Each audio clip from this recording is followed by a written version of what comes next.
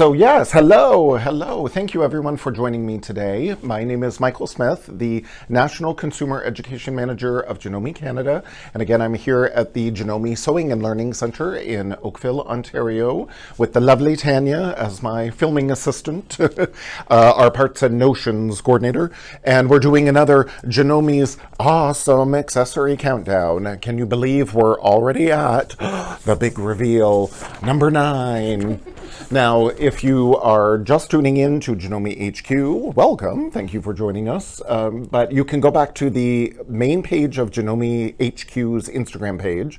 About halfway down is this little TV icon with little antenna, and that's the IGTV. So you can click on that, and then you can go back and review all the previous Janome's Awesome Accessory Countdown presentations. Oh, and they will be loaded. I'm in the process right now of putting them onto YouTube as videos on the Janome HQ YouTube channel, because I finally heard, I was waiting. What I wanted to do, I'll let you all in on the secret. What I wanted to do is our inspiration for doing this Janome's Awesome Accessory Countdown and Tanya's beautiful artwork was the pinball countdown that Sesame Street had when Tanya and I were kids growing up.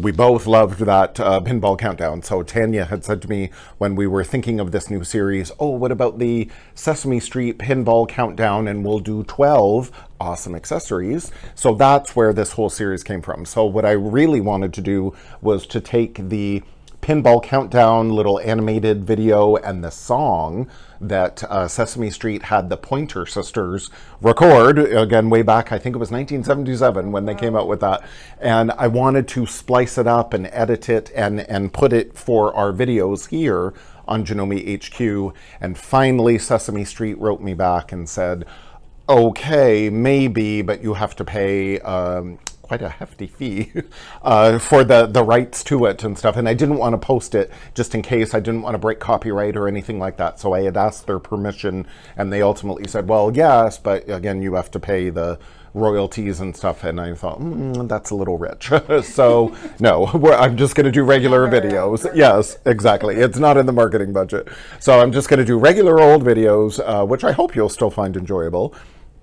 So all of this Janome Awesome Accessory Countdown will soon be loaded onto the Janome HQ YouTube channel as well. So for now, check it out on the IGTV icon on the main page of Janome HQ's Instagram page. So yes, back to our countdown. Boom, number 9 is our Fringe foot. Now this foot has literally been around, it seems like forever. But it just like everything, you know, it's cyclical. All of a sudden, everybody's really into certain techniques, you know, lots of fabric embellishment, and then, you know, it sort of drops off, the trends change, everything gets, you know, more simple, and people aren't, again, embellishing as much, or again, the focus was off garments and on quilting, and but again, if things just hang around long enough, then they start coming back into fashion, coming back into trends. And they're so fun to do, a lot of this, again, embellishment. And the wonderful thing is Janome, you know, as we know, lasts forever too. So even though these feet have been around for a number of years, a lot of people don't know about them. But I know, from checking with Tanya, we have them in stock here in our warehouse. So you can definitely go to your Janome dealer after seeing these, I hope, cool demos, and you say, oh my gosh, I want those Fringe feet. So they're very, very cool. And the wonderful thing about the Fringe feet is they are available for high shank and low shank machines, and I will explain all. So I have down here this fabulous picture that I found from Google. I just Googled high low shank machines, and so this popped up. So if you ever wondered, what does that mean? It's the distance when your presser foot is flat on the bed of your machine. Then it's the distance from the bottom of your foot up to that little screw that attaches your foot holder to your machine. So that is the distance that they're referring to. So in high shanks case, for example, it's about 1.25 inches, roughly, approximately. And then for the low shank, from the bottom of the foot up to that screw is approximately 3/4 of an inch. So that's the difference between high shank and low shank. So when you're at your machine here, you want to make sure that you have your presser foot down flat on the bed of the machine, and then you're going to measure up from the bottom of that foot up to that screw. And in my case, it's about 1.1 inches actually. So that I know is high shank, or then again, if it's about 3/4 of an inch, 1/2 of an inch, that would be a low shank. So the wonderful thing is we don't need to worry about 9mm, 7mm, 5mm. We just need to know, is it a high shank or a low shank? And I love the Fringe foot comes in this beautiful, we call it vintage packaging, which is another word to say, well, it's kind of old. But I actually love this vintage packaging. I think it's cool. But now you'll notice right away, if you can see the package, this is for the high shank model, and it says for Memory Craft 8000. Now, don't get concerned by that at all if you don't have an 8000. Again, that's an older machine. But this is the high shank version. So today I'm using the Skyline S7, which is a high shank. So fine, it'll work on, again, if your high shank machine, your 6700, and your 15,000, your 8200, 8900, 9400, 9450, all of those, any high shank machine will take this one in particular. And this is what it looks. It's very cool. So it's got its own foot holder. That's why we don't need to worry about 7 and 9mm and all of that, because it's not a snap-on foot. It actually has its own foot holder here. So this is high shank. Again, it's about 1.25 inches. And then the low shank one, again, comes in a similar vintage packaging, but a different parts number. So that's why you just need to know, is it high shank or low shank? And then you can see the difference between the shanks, between the feet, if I get my fingers out of the way. That you can see the difference there. So low shank, high shank, that's all you need to know. Now, the cool thing about these the feet is you'll see it's got this big rudder right down the middle, this big hump.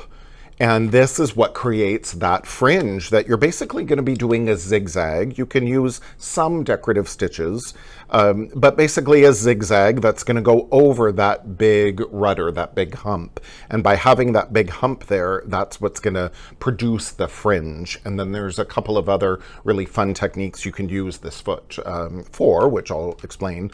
And then on the back of the foot, it's got this nice big wide groove here. So as your fringe forms, then there's this big groove in the back to accommodate that fringe, and then it just slides off that rudder off the back. So I love that Janome presser feet are so well engineered. Like, this is such a simple foot, but again, so simple but so effective. So it's very cool. So yes, I already have one on the machine. I have a high shank. Again, I've got a Skyline S7 here that I will demo on. So what is the fringe foot? Well, depending on the zigzag, we can vary the width and vary the length of the stitch. So this is just a regular zigzag, and it's quite open, quite loose, and you can see I've got all this loose thread here, which is kind of lacy like, so I think that's cute. But then I started tightening up the width of my, or the length of my zigzag. I was making the zigzag a little closer. So then again, I see a little bit more of this lacy thread. And then here I tightened up my zigzag a little more, and then a little more. And it really starts getting quite pronounced. And then here it's really quite close together. And it's this cool like tunnel. It's got great dimension. I don't know if you'll be able to see that it's, again, great dimension, that it sticks up. Yeah. It's really cool. And then, so this in itself is beautiful fringe that you could leave just on its own like that, or press it to one side if you wanted. Or then in this case, I trimmed down the center. I love using these little embroidery scissors is primarily what I use these for, because then with this curved tip of the scissor, I can get, right down close to my fabric, but I'm not going to clip into it. And I always say, they say Janome on them, so they work even better. So I was able to just go in here with my scissors, and I was clipping the middle of that thread tunnel, yes, and making that fringe. Like, it's so simple, but how fun is that? Or on this side, I ended up clipping close to one side of the fringe, and then as I pull it off to the side, you can see there, I trimmed close to one side of the fringe, and then I could press this fringe all to the left side here, so I could see the two rows of the right and the left, the big fringe left. Or again, I just move it this way. It's really fun. So yeah, you'll lose a couple of little threads here and there, but it's very fun. So depending on what kind of look that you want to do, that's what you can do with your fringe foot. It's very cool. So on this sample here, again, depending on how fringy you want it to look, depends on the how close your zigzag stitch is together. And you decide this middle row is not trimmed at all, but on either side here, I trimmed them. So they're very fringy. Could you use a heavier weight of thread to get a Oh, absolutely. Oh, and speaking of thread, yes. This one in particular, I'll bring back. It's really cool. Again, as your stitches are closer together, look at all this beautiful multicolor thread that you really see the differences in the change of color by, again, when your thread is a little closer together, when your stitch is closer together, you really see that variation of the color of the thread. So this is the beautiful Madeira poly neon. Ooh, look at that. We've got a whole range of Madeira threads, and Janome Canada is a distributor of Madeira threads. So again, you can check with your Janome dealer.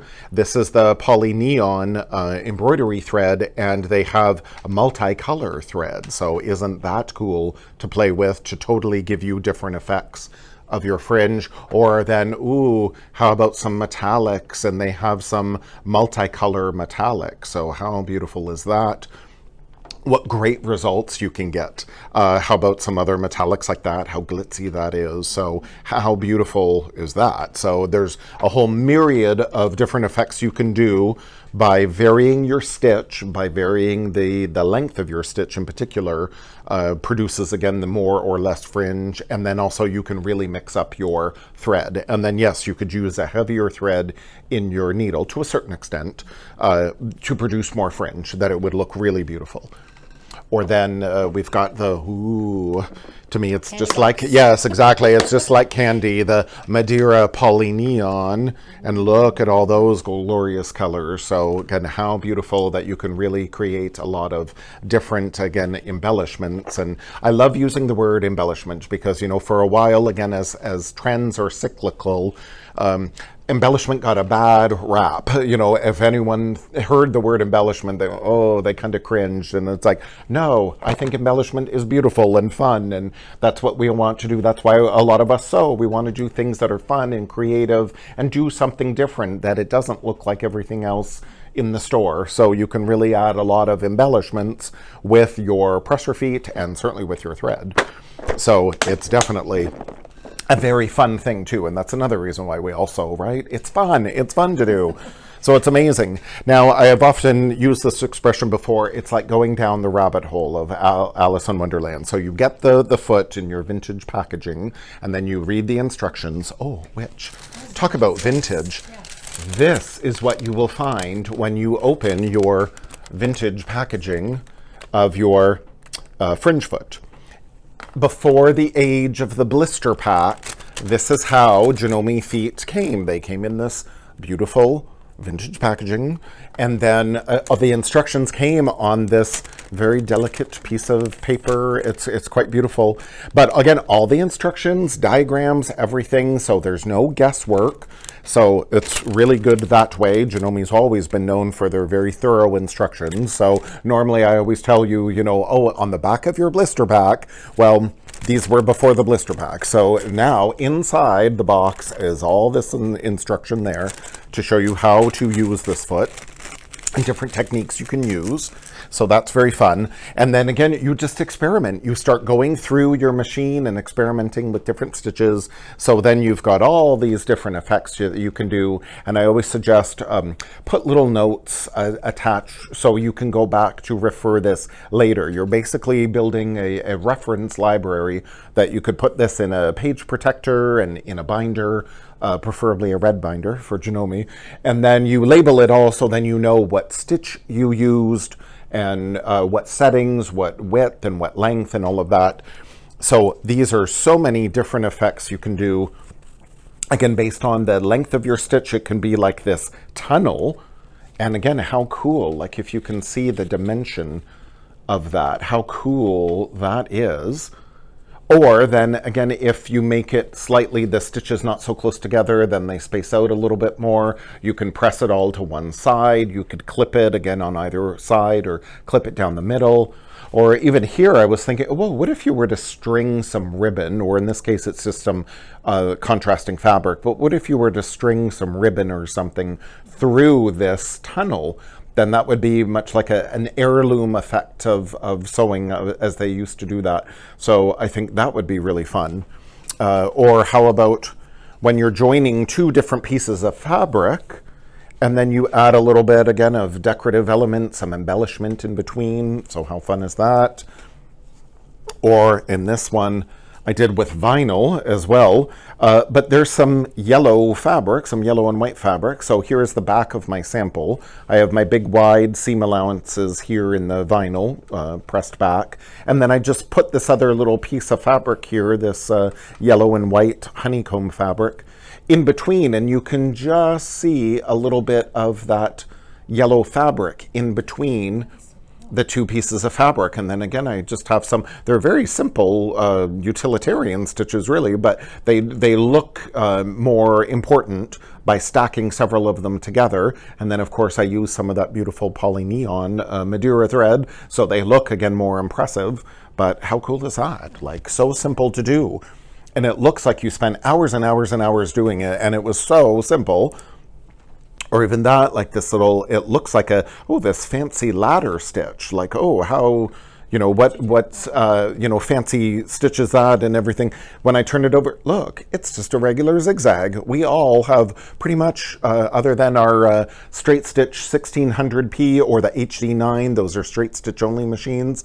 Other than that, all of our other machines, and the embroidery ones, of course, won't do it, but most every other Janome machine will do a zigzag, so therefore you can use this fringe foot and do some very fun decorative elements, and people will be wondering, what foot did you use? How did you do that? So I always think that's fun. Or then this, I use the feather stitch as a stitch that's built into a lot of our machines.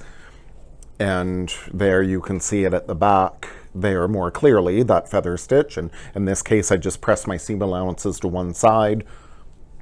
But that adds a very fun, very subtle element, because the thread isn't really big contrasty, but as people, if this were like down a garment, let's say like down a sleeve, and people get close to you, you're standing in the elevator, even though I know they should be social distancing, but still they're standing next to you and then they're like, hey, how did you do that? That's really quite cool. Like, it's really amazing. Or then I talked about, if you were with me on Monday's Janome HQ Awesome Accessory Countdown, I talked about a flat lock on your serger. Well, this is basically a flat lock that I did with my fringe foot.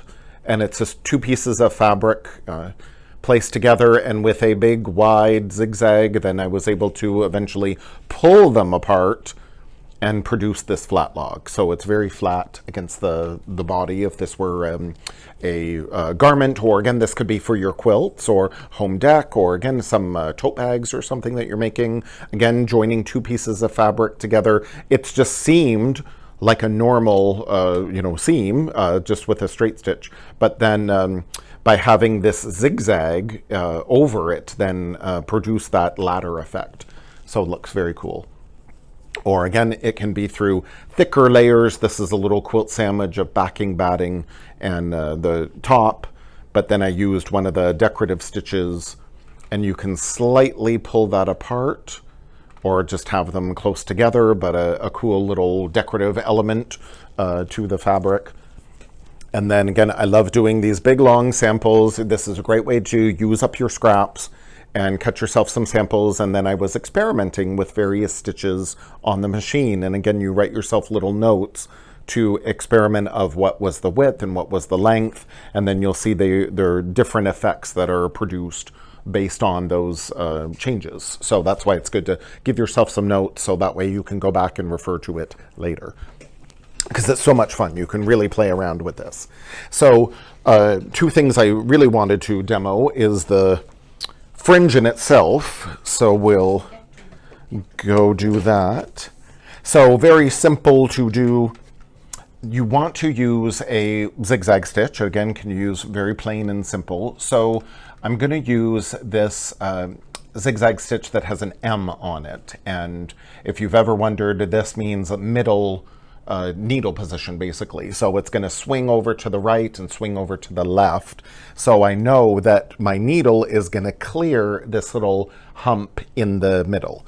Now, I always recommend, especially doing some decorative techniques, if you have a slider on your machine, to slow it down a little bit. If you don't have the slider, if you can't adjust the machine, just try to ease up a little bit on the foot pedal, or you might even want to walk those first couple of stitches by rotating your flywheel here, just to make sure that it's going to clear that rudder in the middle there. So if I just click on my zigzag, I can go in and I want to tighten it up a little bit to produce a little bit more fringe. So currently now it's set at a 3 width, which is fine, and then it's a 1.5 length, but I'm going to tighten that up. I'll start with a 1. I'll tighten it up to a 1. And again, I want to double check, okay, is that really going to go? I go nice and slow. Is really going to go over? Yes, it's going to clear that rudder, no problem. When in doubt, you can also widen the stitch.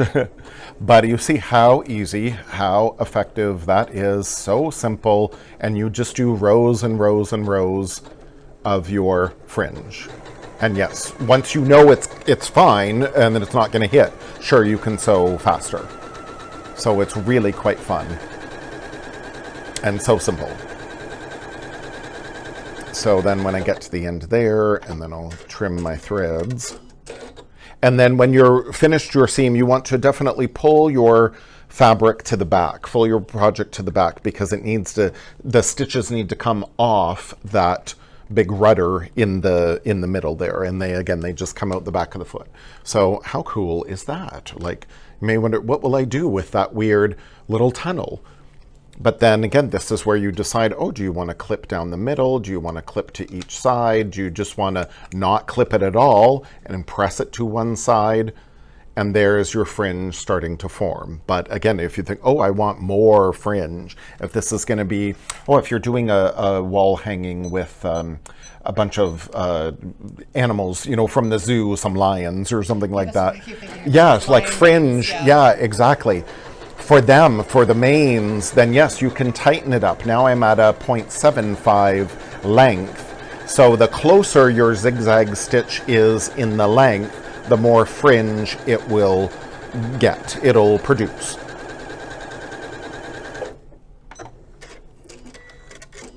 Or if you're doing a project, this could be like big eyelashes or something. So again, and then yes, as Tanya was saying, you could use a thicker thread into like even a 30 weight of thread. But yes, how fun is that? If we can create flowers with this foot too. Oh, you could, sure, if you had it all drawn out. Now, you wouldn't be able to do it. I've never tried doing it free motion wise. I don't know if it would. Would it work? I don't know. Try and tell us. Yes, exactly. If you did it free motion wise in a circle, there is something, speaking of flowers, that I will be showing next week that you'll definitely be able to make some flowers with. So you could try that. You can certainly make shapes with this that you would be, you know, pivoting your fabric if you had it like the knee lifter in the Skyline S7, for example, that yes, I could do curves, you know, using the knee lifter or the auto presser foot lift. You can make it like a maze. So yeah, like I can do curves, very slight curves, and again with my auto presser foot lift, then I can go more in a curve and then stop, and then, or if I had my knee lifter, like now would be a good time. So you could totally play around with different effects. Again, pull it off the back, but even there, like yes, it'll go around your curve. Again, I never even thought to try it free motion wise, but yes, I know this is why I love this. I'm hoping you're all learning from me, but I'm learning from all of you too. So so that's your Fringe. Again, that would be a great eyelash, I think. But yeah, how fun is that? So again, experiment and do whatever you wish. So that is regular zigzag. Now you can use, depending on what the stitch is, if I go to my number 10, for example, this is the multi-step zigzag, where it goes to the left and right, but there's a stitch in between. So I may be able to use that. Again, this is where you might want to walk it by hand just to be sure.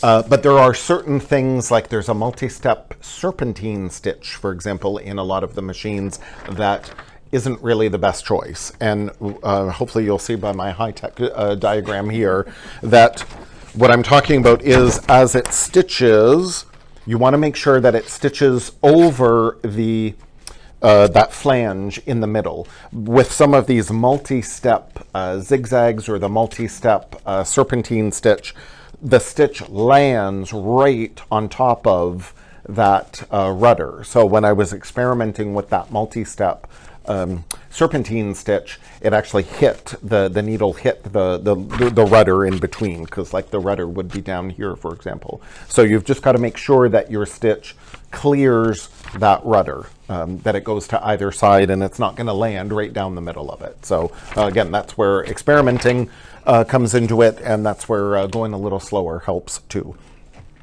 And always have a pack of needles on hand available from your Janome dealer. Those are always good too. So that's just, again, regular, that's how to create basic fringe. And again, as you experiment with your width of your zigzag and your length, but also you can do this cool technique that I had showed earlier called faggoting. And it is a very kind of old school technique. In fact, I Googled, because I love the internet. It's amazing what you can find. From Webster's Dictionary, it said the first known use of faggoting was in 1868. Yes. And what it was, it's again it's an heirloom sewing technique, and basically they were drawing, if these are horizontal threads, that they were pulling the horizontal threads out of the fabric, and then the remaining threads, again, they would tie it up in between or stitch over top of it to produce a different effect. So again, faggoting has been around again for 200 years, almost. But yeah, very delicate, very beautiful. And again, like everything, it goes in and out of fashion. Certainly in the ready-to-wear market, you would never see it because, again, the price point of that would be astronomical. But that's the advantage of you sewing at home. You can do these more heirloom sewing techniques. But even if you're not going to sew it into a garment, let's say if this vinyl was my tote bag or my wallet or something. So this is what faggoting is. It's basically like a bridge stitch in between your two pieces of fabric. So in this case, I have my seam allowances folded under, and I have this bridge of stitching going across. Now I chose to, again, put this other little piece of fabric behind it. So what a cool element that would be. But if this were a sleeve of a garment, let's say, I don't have to have that other fabric behind it. So you just see a little peekaboo of skin underneath. And again, mainly on sleeves or across the top of a bodice, I think would be beautiful. Or maybe the lower part of a skirt or something would be really quite beautiful to do. So to do that, again, very simple. We could do it two ways. So this way, and again, always write yourself notes. This is just a plain zigzag stitch. And then you, depending on how much you pull it apart, that produces that kind of ladder stitch in between, and then you decide, are you going to press your seam allowances open, so then again you can see right through it, or maybe you want to press your seam allowance to one side, or maybe then you want to back it with another piece of fabric, another color, and then you'd see like the yellow through it. So it really depends again what look you want to do. But to do it this way is just very simple. I have my fabrics right sides together, and then you're just going to do your plain zigzag. I won't necessarily do this, so I'm going to go back to my normal zigzag. Yeah, I'll just leave it at 1.5. And then, so if this were my garment, let's say, I'll stitch up my 5/8 inch.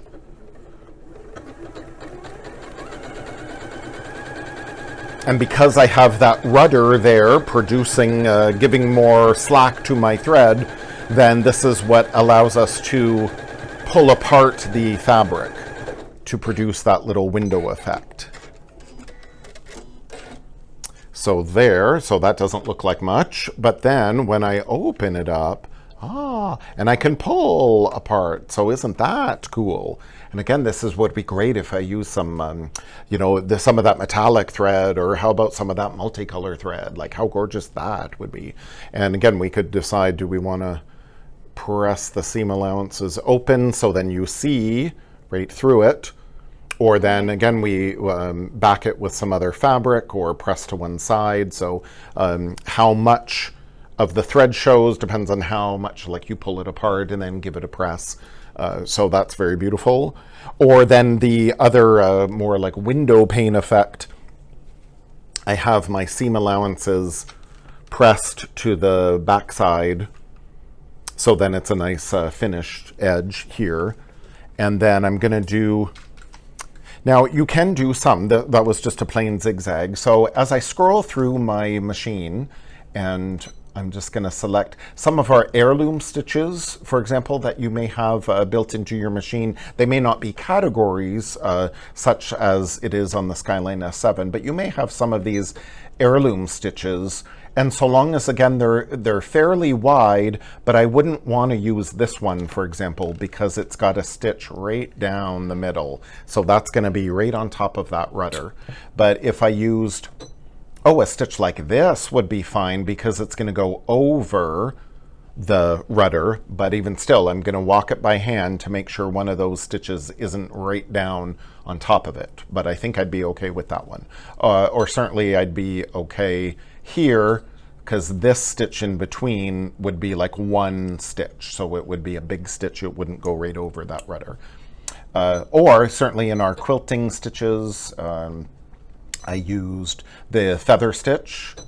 Again, it is a good one to use. And then the one I really liked here, this number 21, I thought was very cute to do with this more like window pane effect of the faggoting, that it's quite wide. So again, you've got a wide area in between. So yes, if this were down your sleeve, for example, how beautiful that would be. Or again, across like the bodice, depending on where it is. Don't put it too low, but across maybe the top of a neckline, something like that. Or again, this could be a tote bag, or even it's a decorative element on a quilt or something. Like, it's really quite cool of what you could do. So when I'm going to do this more wide window pane, or again, you put another piece of fabric there and you really see that contrast fabric behind, then I want to just leave a little bit of space in between as I do this. And again, you can adjust the width of your zigzag. I'm just actually going to bring it down to a 7. And then I think, and I left it just at a 2 length. So again, but that you decide what you want to do.